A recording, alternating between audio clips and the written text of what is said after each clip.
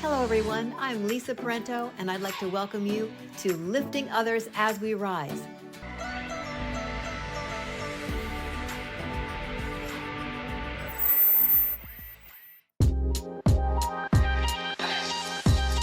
Welcome to Lifting Others as We Rise podcast.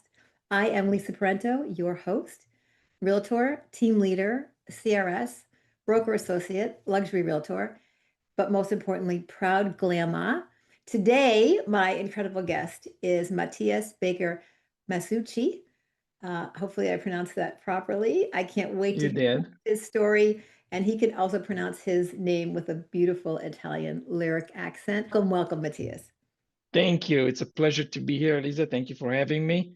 And congrats on the new granddaughter. That's fantastic. Yeah, you know.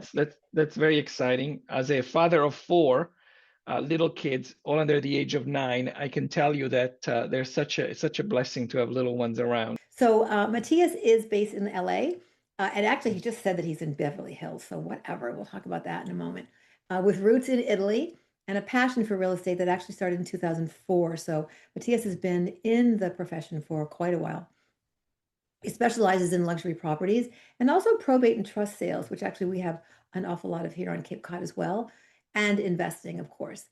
He currently is a broker with Berkshire Hathaway, and he is dedicated to continuing to deliver his exceptional service to his clients. He takes pride in helping clients achieve their goals, of course, while minimizing risk and maximizing values, which sounds a lot like very good negotiation and strategy. So we appreciate that. So again, welcome, welcome, welcome, Matias. I'm so glad to have you as a guest today. Of course, thank you. It's so good to be here. You have great energy. I love your Oh, smile. Your smile comes through.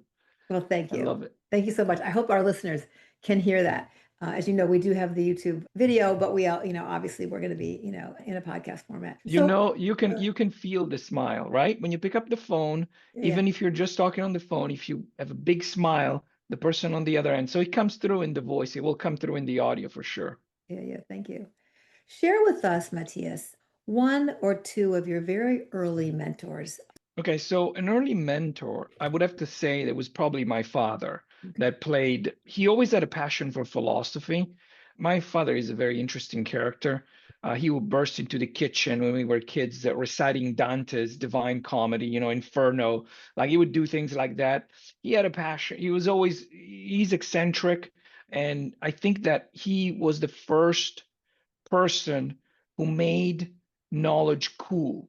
Like Mm, he had that, like he would talk about Plato and the dialogues and Socrates and this and that, but in a way that he was not dogmatic. He was always like, and he would love to talk about obscure philosophers that nobody knows, like, and I always thought that was fun. He would do it in a funny way. And I think, and another thing that he always had, which was a great gift that he gave me, is never to take oneself too seriously. So he was an early mentor. Obviously, then I think I rejected a lot of it's normal for a child as you yeah. grow older. As I became a young adult, I was like, he doesn't know what he's talking about and all of that stuff. I'm very much, but if I have to identify somebody as an early mentor, I would have to pick my dad. Yeah, yeah. And so you talked about kind of the gift that he gave you was to not take yourself too seriously. That's something I like to think about. Like, what are these gifts that we've Oh my picked up God. from, from our mentors? And I just love that. He also sounds like he was a real storyteller. Oh yeah, absolutely. So two things my dad, my that I can pinpoint that I am very thankful, amongst other things. One is not to take yourself too seriously. And Mhm. number two is that zero prejudice. I never heard them to judge a person Mm. by race, sexual orientation. I mean, you name it, like whatever it was, it did not exist in my family. Well, it also, another way of saying that or looking at it, and an amazing character trait that we can continue to develop as adults is kind of wearing those things as loose clothing, right? Like Mm, wearing whatever is going on. It's funny. I was looking at your Facebook and I saw you do one piece was like, it's not the market, it's your marketing.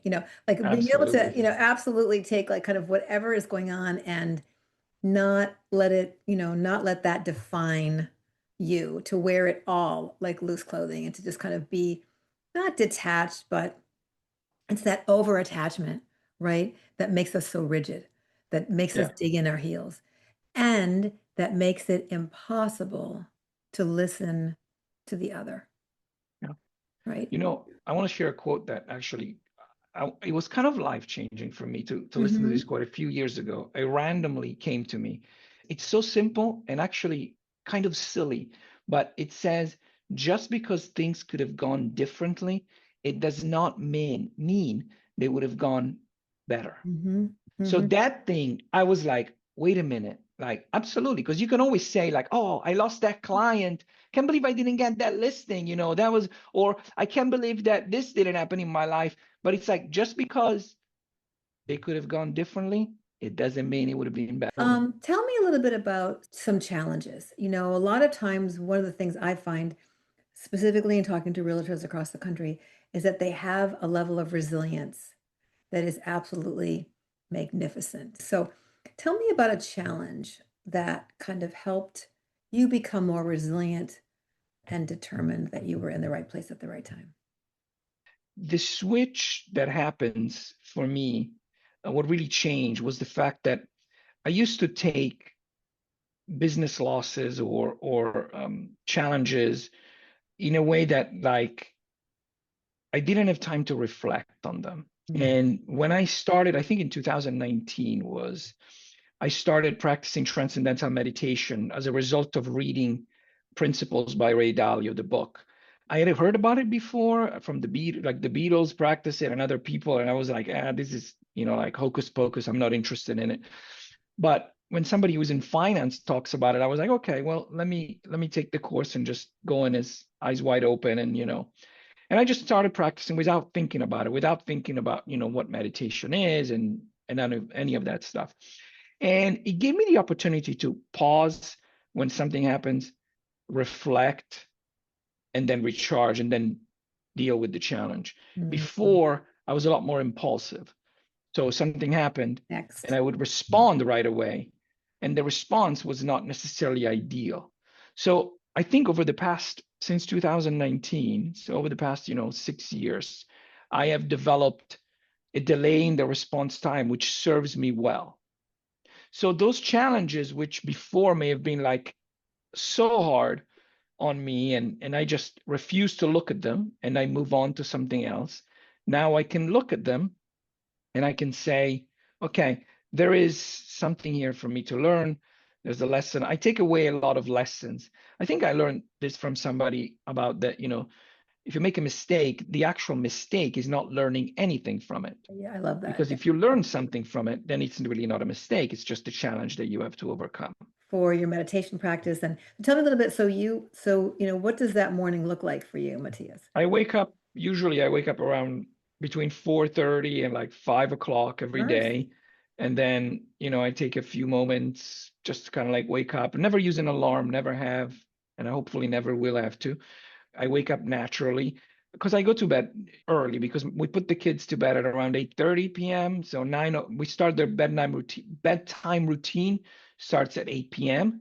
By 9 p.m. everybody's in bed. So, like I go to bed pretty early. So around, 4:30, 5 o'clock, I wake up, get out of bed, sit on my meditation chair, which is an advice if anybody's interested in meditation. I know it sounds very silly, but build a little space where you do Absolutely. it Absolutely. because I didn't know that until like 1 or 2 years I was doing it, that I was like, you need a little space because that reminds you to do it. It's like the power of habits. So I have the meditation chair. I move to the meditation chair. It takes about 20 minutes. Then I go to the kitchen. Everything is quiet. Everybody's still asleep. I have until 6:30. Nobody in my house wakes up.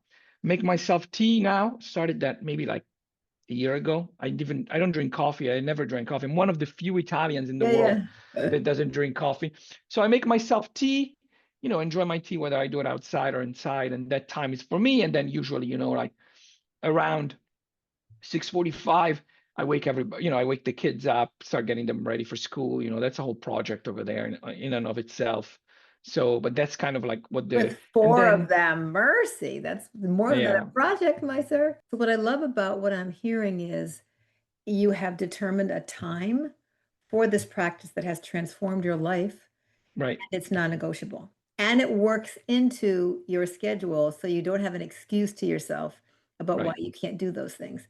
Yeah. There is nobody who's asking you to do anything to do with real estate at 4:30 or 5 in the morning, hopefully. Right. And no one also that, that you have to go pick up your kids. So you've left yourself a little bit of a cushion there to be able to do your meditation and then Yeah. go and do the family responsibility. So it's consistency, it's prioritizing, it is scheduling, and also the fact that it's non-negotiable. Right. Those are all really powerful concepts. Yes. And another thing, I use alarms in my, not to wake up, as I said, but I use alarms on my phones during the day to remind me of specific things, not that I have to do, but states that I should be I in was gonna say, oh, mind-wise. okay, because I have them all day long for the stuff, Yeah, for all exactly. kinds of So things, but I do it for all so kinds of at, things. at you know, like at 2 o'clock, I have an alarm every day that says relentless. Just that's it. It pops up. Nice. It says the word relentless. At 9:45 in the morning, I have another alarm with an Italian word on it that reminds me that, like I have to be on top of my game to be to serve my clients well. And then I have another one at 3:45 that says unplug. It's a reminder that I need to unplug. Now, maybe my work is not done, but I need to start winding down.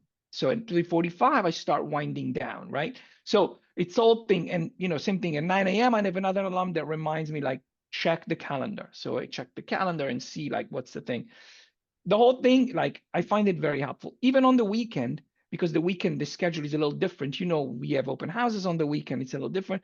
At 5 p.m. on Saturday and Sunday, I have a reminder to meditate, which I don't need during a week because Mhm. You're picking it's up your built in kids. my schedule.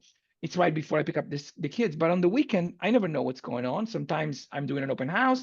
Sometimes I am, being a scout leader with the kids, so whatever the story may be, I need that on the weekend. So that's just an example of how I try to be effective. Yeah, yeah, no, I just love that. I mean, I think that, so if and when you find yourself during the day feeling a little bit more chaotic than normal, is there an additional practice, a mantra, some kind of a ritual that helps to anchor and ground you? Just, I love to, ask people that and see if they can share. There is something that I have to say, I'm not very consistent with it, but I have used it.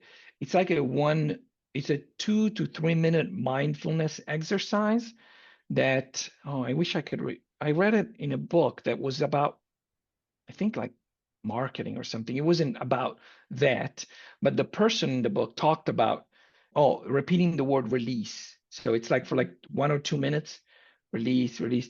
High Performance Habits maybe was the book. I think it was High Performance Habits. That was the name of the book. It was in there, and sometimes I use that when I need to focus. But going on a walk, it's also extremely helpful. I just get up and walk around the block, like my office is in Beverly Hills, so walking around, it's pretty pleasant around here. Yeah. The weather is always nice. So I just take a little walk around, and I also have been trying recently to get in some steps. All right. All right. So let me just ask, is there a piece of advice that you would give your younger self if you had that opportunity today? I think that the most important thing I would tell a 22-year-old Matias was to really understand the power of humility and Mm, humbleness.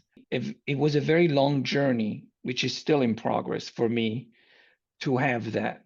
Humility mm, is such an important quality that is overlooked. And we are kind of in an environment that's encouraging boastfulness, right? You go on social media and there's a lot of flaunting of wealth, there's a lot of flaunting of experiences, there's a lot of look where I am now at the beach, look at this. And there's nothing wrong with it inherently.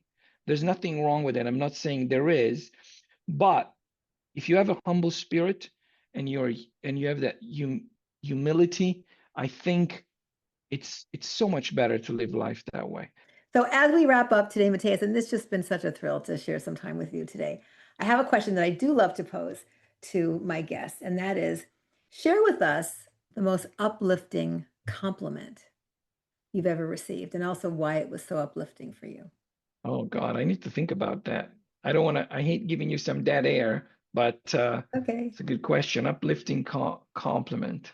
I've I'm I've had some very nice clients review, like really lovely ones where I'm looking at them, I was like, wow, really? Like you have this opinion of me that's very high. But something recently, somebody, I guess I was on the phone with somebody, and there's somebody I do business with. It's real estate. They're investors though, so it's the relationship is a little bit different. And I was talking about an investment with them, and then he paused and he was like, "Why not you?" And I was like, "What do you mean?" He was like, "Why not you?" And I was like, "You mean like I'm saying, why not you? Why can you not get this and this that you're talking about?"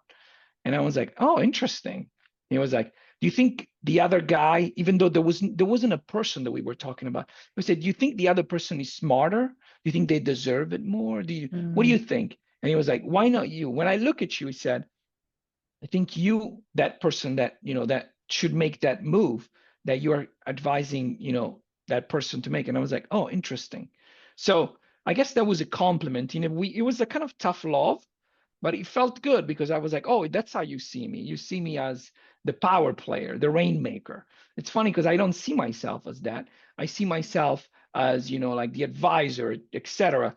But he was like, "No, you should. This is an investment for you. You shouldn't like." And I was like, "Oh, okay, interesting." So I guess this is the most recent thing that I can think of. That was flattering in a sense that he was like, "You are the rainmaker. You are the powerful guy. Not stop pretending not to be that yeah, person." yeah, So yeah. I guess Don't that play was an small, interesting. right? The idea, Yeah, I was thinking about that as you were describing that. He had a belief in you. I assume that you respected him the way that you even brought him up. So who you really respected had a belief in you, and he told you to not play small. That's big stuff. yeah, Right. yeah, Yeah. yeah, That's yeah. really nice. Thank you so much, Matias. This has been just such a pleasure. I so very often find that our conversations go into one of a spirituality, and it's very interesting. I don't know if it's just the guests that are drawn to this podcast or my work, or maybe so many realtors are much more spiritual and nobody really knows about it because it is not something that we have typically talked about. And I'm glad to give voice to that. And I was very glad to give voice to that of that to you today. I'm going to add something to that you just Sure. said. I think realtors are a fantastic breed. Mm. I think the majority of realtors are truly wonderful people who care about their community, who get involved. And it's such a, I, I, when I transitioned to real estate, I had experience in the entertainment industry in Los Angeles. And I was so surprised for the kindness compared to like cutthroat competitive environment that was the entertainment industry. The kindness that I found with realtors, it was such a pleasant surprise because you don't know, but there's a lot of people in our industry who are genuinely wanting to help other people, who want to help people that are new in the industry.